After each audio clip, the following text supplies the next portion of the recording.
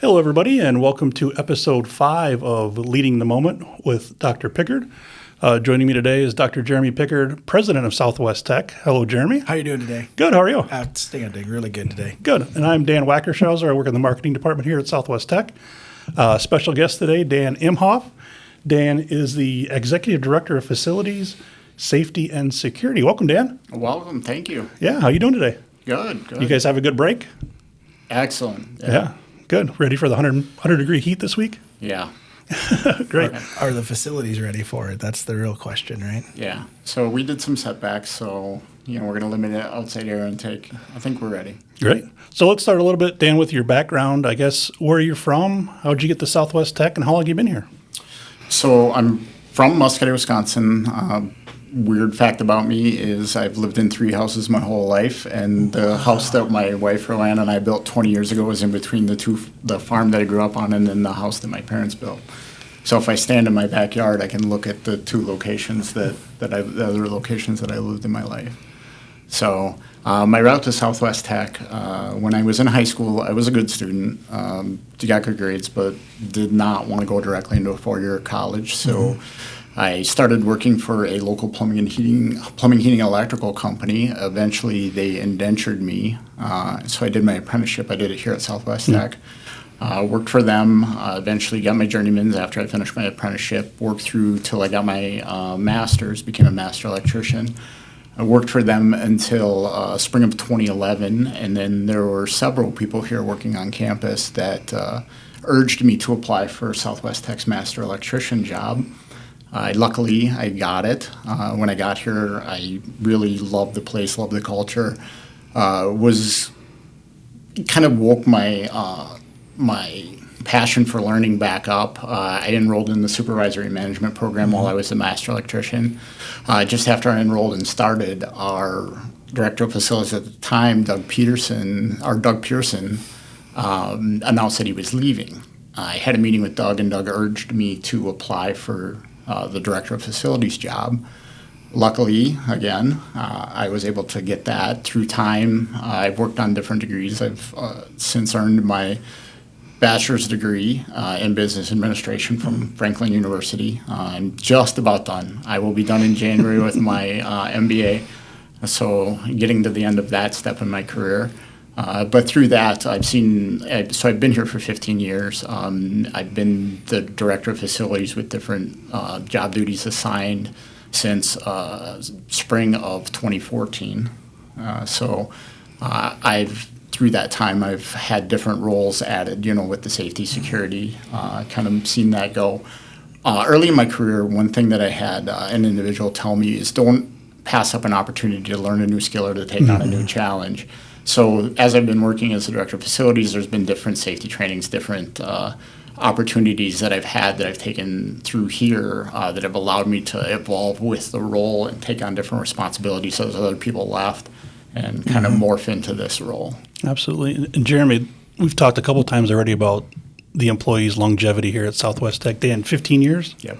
So that's pretty special. Yeah, it's special because my speculation is he knows every nook and cranny of this Right. place like the back of his hand, and every HVAC unit, every rooftop unit, every whatever it is, where the data closets are, where the good parts of campus are, where the problem parts of campus are, and so having somebody with that kind of knowledge. I'm speculating too, and I don't know this, but he could probably tell you where a number of things are buried out in the yard too. Sure. When you're talking about utilities and things of that nature, and so just having that and obviously documenting it to be able to pass on to the next person at some point in time, but just that. Having that head knowledge is really, really important when you're doing things facility-wise. And speaking of that, Dan, can you maybe talk a little bit about your responsibilities as executive director? And I know you're also leading our emergency management team. Can you talk about the responsibilities of both things there? Yeah. So on the facility side, I do mostly like long-term planning. So we develop a 10-year plan, kind of look at things that we need to address over the next 10 years, kind of have that down.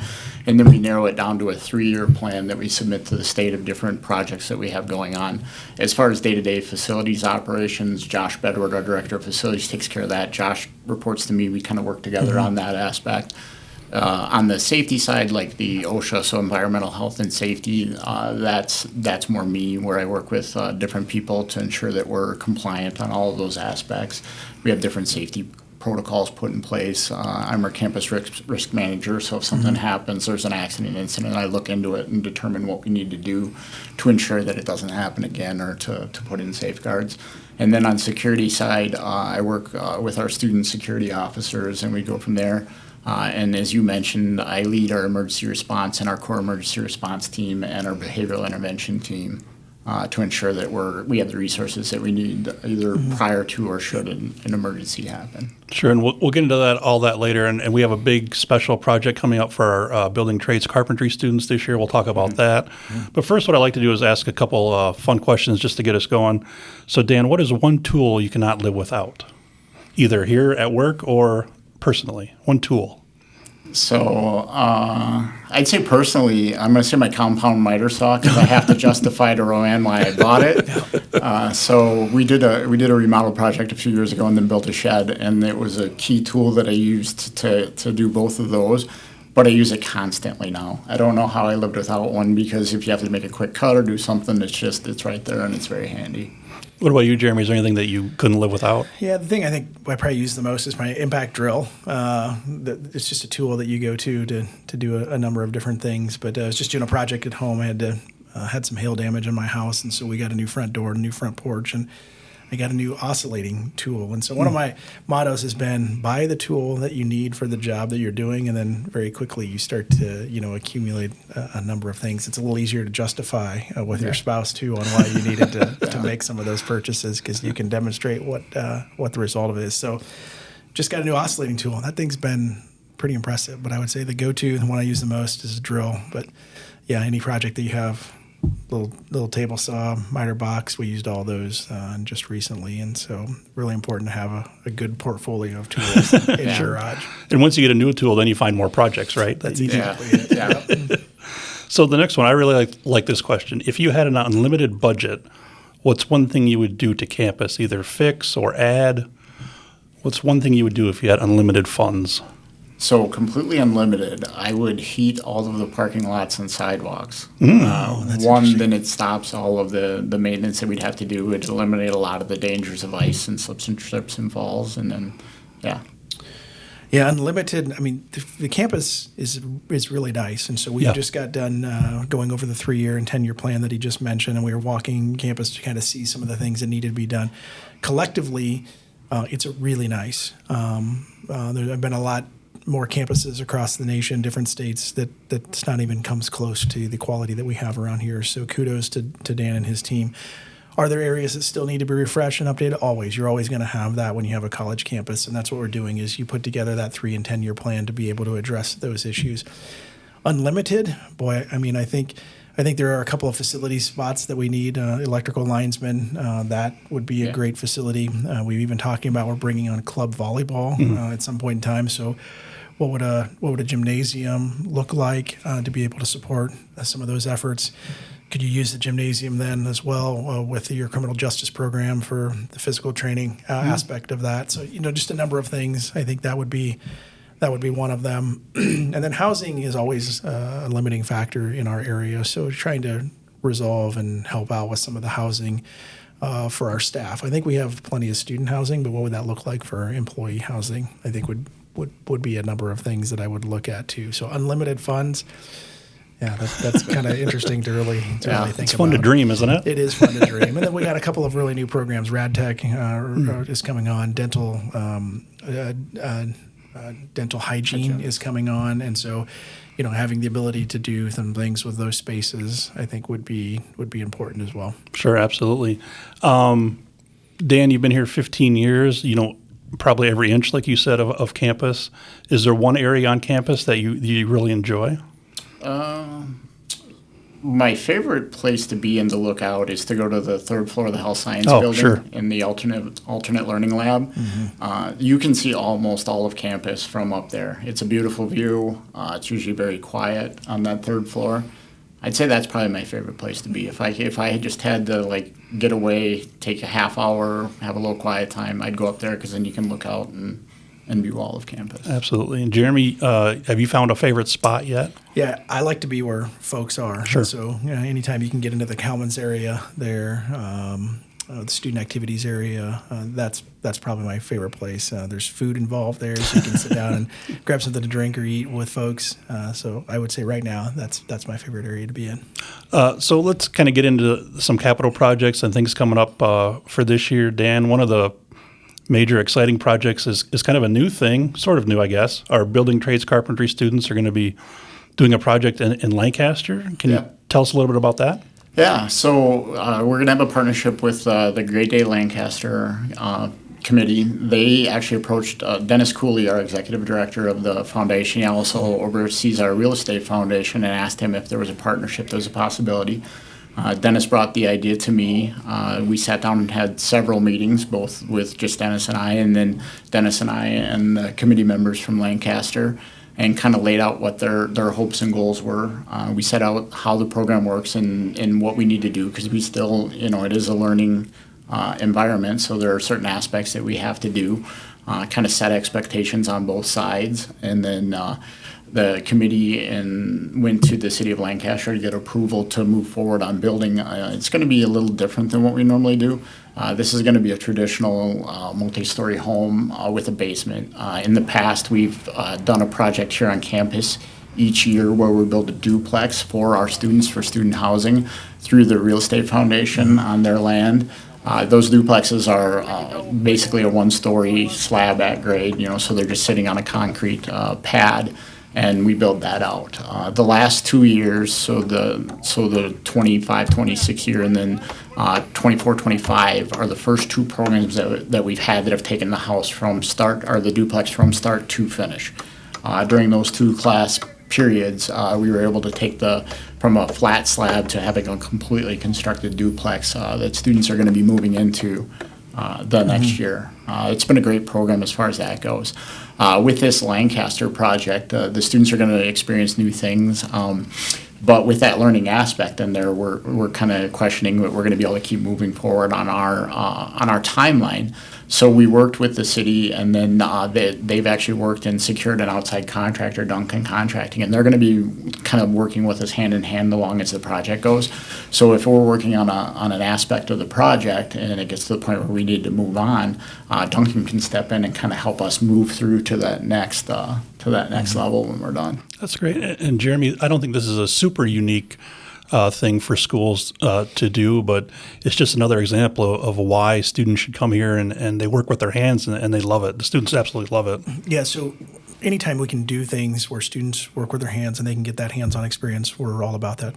If you can do that and benefit the community and help to solve some of the issues that our community's facing, and housing is one of those, that's like win-win-win, right? And so anytime you can do that in partnership, we're all about partnerships, right? You'll notice that a lot of the themes that we talk about is how did we get these things done? It was Southwest Tech and another partner. And so in this case, we have contractor partner, we have a city partner. We're used to doing that, and we're good at doing that. You'll also notice that we're excited that they thought of us when they picked up the phone and said, hey, would you?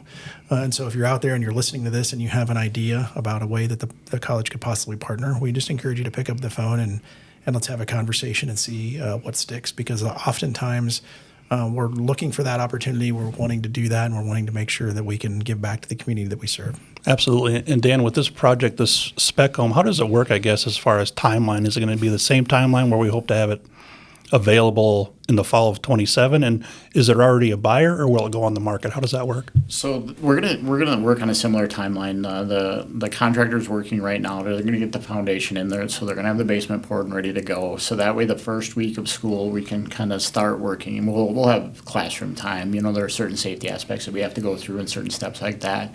But generally, by the end of that first week, we want to be on site and start laying out projects. So that's one of the first things that they have in their program and the curriculum that they have to work through.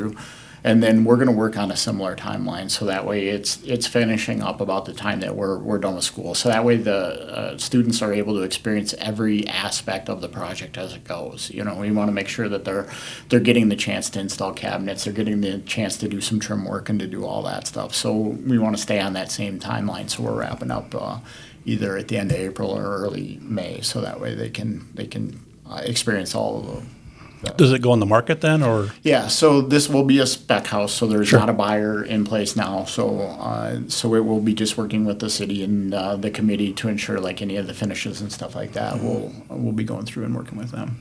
Jeremy, do you see this as kind of a model for things in the future? I don't know have we done anything like this before in the past with the community, Dan, or has it been mostly on-campus housing? So prior to me being on staff, they did do a couple of spec houses up in town with the Building Trades-Carpentry program, and those were a success. We were able to sell all of those and go through. Actually, we were wrapping up selling the last one that we did under that model when I became the director of facilities. So I did get a little bit in on that aspect, and it seemed like it was a very good project as we worked through that way. And looking to the future, Jeremy, what do you think about our students going into the community building a house versus, student housing? I mean, we have a great selection of student housing, super unique program for our students to live here on campus.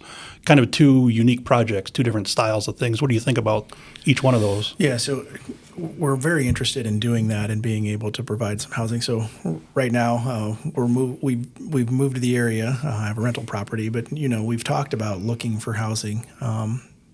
The supply right now is a little bit tight in the area. And so anytime we can do and help solve some of those problems in the community, we're very interested in doing that.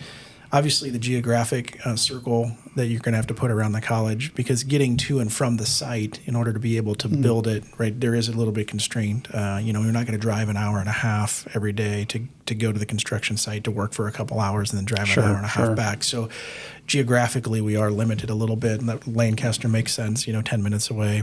Obviously, in Fenimore makes some sense as well.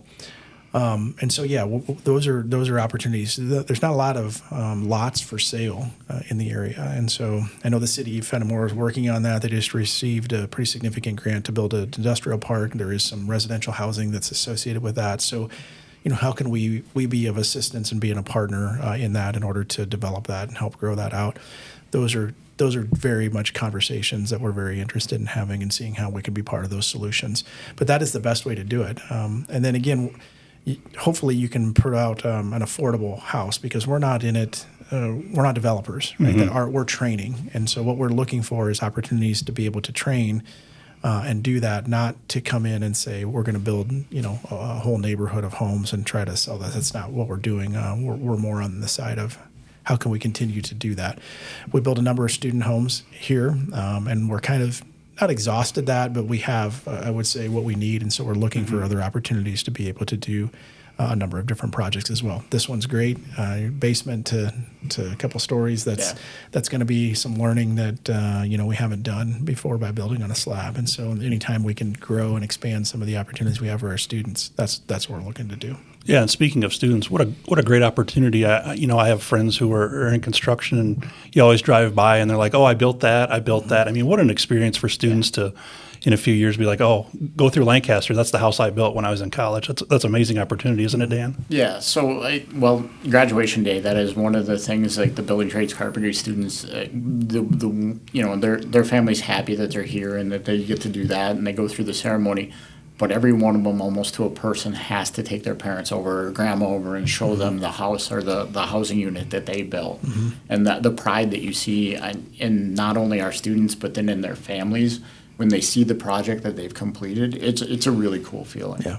And the real estate foundation, that's unique here as well. And so that, and being able to leverage the opportunity that they have to be able to do some things around real estate does provide opportunities. So for those who are serving on that and, having the ability to negotiate and secure and to buy a property like that for training, not every technical college in Wisconsin has a foundation like that, and the real estate foundation is really critical to the work that we're doing in this area. Yeah, that's a great point. There are a lot of people that work on projects like this. People will see something and say, oh, that looks easy. A couple people made a call. But what was the process like working with the city, working with the Lancaster committee, trying to get this off the ground, Dan? So they were great to work with. We like I said, we met several times and we kind of talked about like what our expectations were. We went back and forth and worked.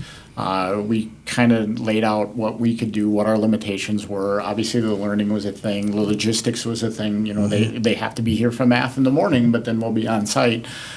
So they understood all that as we were working. I drafted up a memorandum of understanding as far as what our expectations were, what their expectations were. I think they read it. We had 2 small tweaks back and forth because we had so many meetings prior to that that it was pretty easy process to work through. It took us time, like I said, but the process was very smooth. They were great to work with.